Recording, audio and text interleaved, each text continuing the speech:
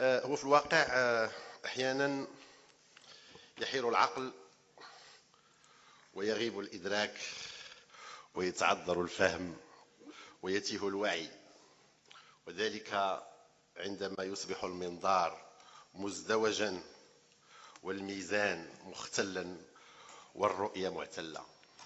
عندها نجد أنفسنا ربما أمام عصف ذهني من هول الصدمة وجلل الرجة من تلون المواقف وتقلب العواطف لدى أشخاص بل شخصيات كنا نعتبرها إلى حدود الأمس القريب من حماة الحقوق وحراس المبادئ وحفاظ القيم، لكن وبقدرة قادر وبسحر عصا وفجأة خلعوا عباءة الأمس وكشفوا عن معدن اليوم، وأصبح كلامهم دون خيط ناظم وكله ألغاز. أنتظر منهم تقديم توضيح صريح لموقفهم، هل يرغبون في بقائنا وهل لا زالوا في حاجة إلينا؟ أريد إجابات واضحة وتحمل المسؤولية في ذلك. بهذه النبرة الصارمة الآمرة خاطب الرئيس الفرنسي دول ساحل الصحراء، وبدون أدنى لياقة أو اعتبار لكرامتهم أو احترام لكيانهم أو توقير لسيادة بلدانهم، وهي نفس العجرفة ولو بلبوس مقنع بان عنها البرلمان الأوروبي في التعامل مع شريكه المغربي المقتنع بشراكة حقيقية قوامها التكامل والاحترام والندية. خطاب السيد الرئيس الفرنسي جاء مخيبا لآمال الشعوب الإفريقية ومخيبا لكل الشعارات الحقوقية من تحقيق العدالة الاجتماعية والحقوق الكونية وحقوق الإنسان والحريات الفردية.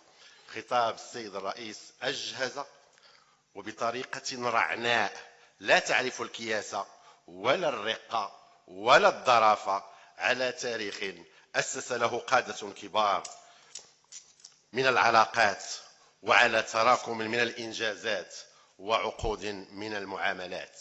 خطاب السيد الرئيس جعل الشعوب الإفريقية تستفيق وتنتفض ضد ما اعتبرته عقب تصريحه جيلا جديدا للإمبريالية المتجددة في زمن الألفية الثالثة، يؤسس لها فخامته وبعيدا عن الإجماع الفرنسي وعن ثوابت الجمهورية الخامسة، ضاربا عرض الحائط كل قيم هذه الجمهورية التي أسس لها بطل تحرير فرنسا من الاحتلال النازي الراحل الرئيس شارل دوغول. خطاب السيد الرئيس أثار حفيظة القادة الأفارقة ليأتيه الرد من عمق أدغال إفريقيا على لسان مسؤول إفريقي استشعر الغبن والاستصغار والإهانة من كلام السيد الرئيس، منبها أن الشعوب الإفريقية لا تكره فرنسا أو الفرنسيين، الدليل أننا نتكلم لغتكم ورعاياكم يعيشون تحت سقف واحد بإفريقيا، متزوجين بإفريقيات ويعيشون في سلم وأمان. لكن هذه النبرة الاستعلائية والتي لم يشهد لها مثيل عند أي رئيس فرنسي سابق أصبحت تمقتها الشعوب الإفريقية وترفض أي تدخل في سياساتها، لأن الحكام الأفارقة في نهاية المطاف هم من عليهم تقديم المحاسبة في تدبير شؤون الدولة لشعوبهم، وليس الرئيس الفرنسي الذي أصبح لا يتردد في التدخل في شؤون من يخالف تعليماته وقراراته أو من يزعج نظرته للشراكة والتعاون دون سابق إذنه أو رضاه أو بتزكية منه. وتبعدت المسؤول الإفريقي متسائلا: هل ماكرون يريد إفريقيا خانعة تابعة ودون حق شعوبها في الاختيار؟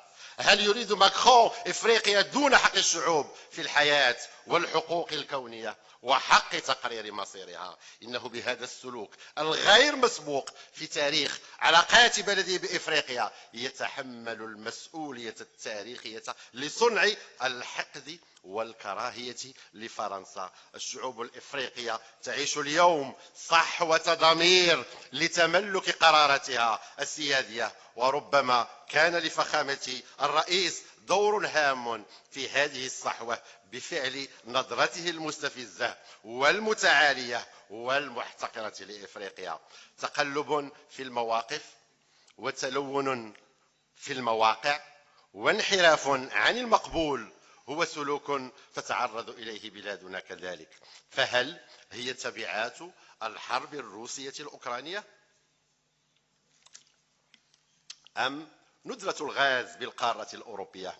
وهل هي الصدف أن يتزامن قرار البرلمان الأوروبي تحت يافطة حقوق الإنسان بشأن الصحفيين لم تكتمل مصادر محاكمتهم بعد بزيارة الصغير مونديلا لتندوف الذي بعد الشان تحول إلى جاكي شان يتعقب الخصام ويصنع الإثارة في مسرحية رديئة وبإخراج هزيل؟ ثم هل هي المصادفة أن البرلمانيين الذين صوتوا لصالح القرار بالبرلمان الأوروبي يقومون بزيارة لنفس المكان؟ وهل هي الأقدار؟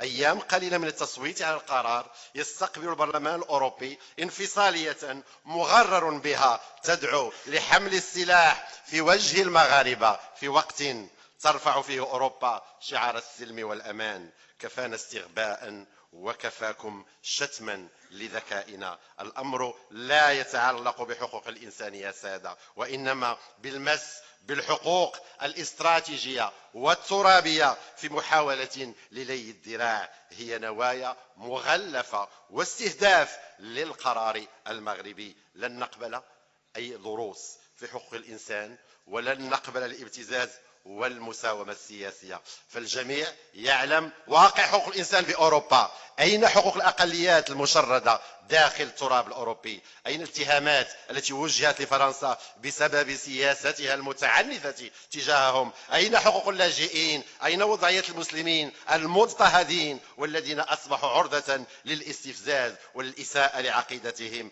أين شكاوى المنظمات لدى الاتحاد الأوروبي بسبب اضطهاد فرنسا لعدد كبير من المسلمين؟ تحالف عالمي مكون من 25 منظمة مدنية ومنظمة غير حكومية من 11 دولة قدموا شكوى وطالبوا بفتح إجراء رسمي ضد فرنسا أمام محكمة العدل الدولية بسبب الإسلاموفوبيا. وقدم التحالف شكوى مفصلة إلى رئيس المفوضية الأوروبية ضد فرنسا بسبب فرضها لميثاق الأئمة التمييزي والمخالف لحقوق الإنسان، لأنه يفرض رقابة على حرية التعبير بطريقة لم يسبق لها مثيل في القانون الأوروبي. كيف سقطت مبادئ وقيم الجمهورية الخامسة في مستنقع الاضطهاد والقهر؟ وكيف تحولت المبادئ إلى شعارات زائفة؟ وكيف انقلبت الحرب على الإرهاب إلى إرهاب حقيقي على الإنسان؟ إنه تنكر ليس فقط لشعارات اليوم بل لكل قيم الحضارة الغربية ونبل ميثاق الثورة الفرنسية. وأنتم تعلمون أن أغلى ما أنجزته الثورة هي الحرية الدينية. وما رأي حماة الحقوق في إيقاف الصحفي والإعلامي رشيد مباركي فقط عند حديثه عن دفء العلاقات المغربية الإسبانية بعد الاعتراف الإسباني بمغربية الصحراء، وهي العبارة التي أثارت حفيظة وحنق إدارة القناة؟ المفارقة أن هذا يقع في دولة تفرض الرقابة على الصحافة وتدعي أنها ترافع من أجل حقوقهم واستقلال فكرهم، ناهيك عن قمع المتظاهرين وموجات الاحتجاج التي أصبحت شوارع العاصمة الفرنسية مسرحا لها والسترات الصفراء ضحية لعدوانها. وغير بعيد عن المغرب غير بعيد عن المغرب تم حل رابطة حقوق الإنسان، ولم نسمع لصوت البرلمان الأوروبي لسان، ولأسباب تافهة يتم اعتقال صحفيين. فهل مقال بعنوان ضمنا إليك أيها الملك كان كافيا للاعتقال وإشهارا لصك التجريم والتنكيل؟ عراقة المغرب في مجال حقوق الإنسان تشهد بها أوروبا، والمغرب أول بلد عرف التعددية السياسية منذ استقلاله، حين كان جزء كبير من أوروبا محكوما بالحزب الوحيد. المغرب مهد التسامح والمهد والأمن الروحي بقيم الوسطية والاعتدال وإمارة المؤمنين. فهل سبق وأن رأيتم مسلما يحرق كتابا سماويا؟ كيف لهم الحديث عن التسامح وهم يتفرجون على الإرهاب العقائدي وكأنهم يستمتعون أو يشبعون رغبة من خلال ذاك السلوك؟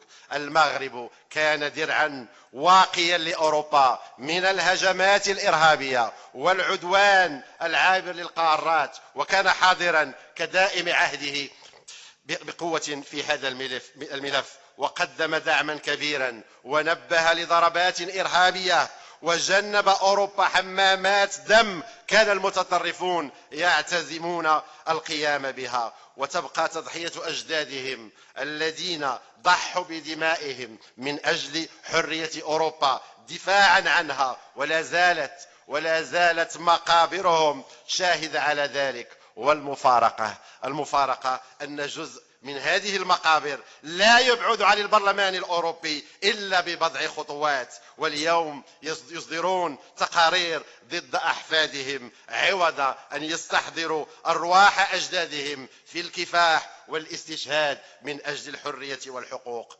وقبل الختام أود فقط التذكير على لسان أحد الحكماء، وهو يقول: الخيانة هي الجريمة التي يدفع ثمنها من لم يقترفها. فنحن نفرق بين إرادة الشعوب الراسخة ونزوات الحكام العابرة، وقد علمنا التاريخ أن الحروب تبدأ عندما تعتقد الحكومات أن ثمن العدوان رخيص. وهذا قول للرئيس الأمريكي الراحل رونالد ريغان. شكرا على الإصغاء.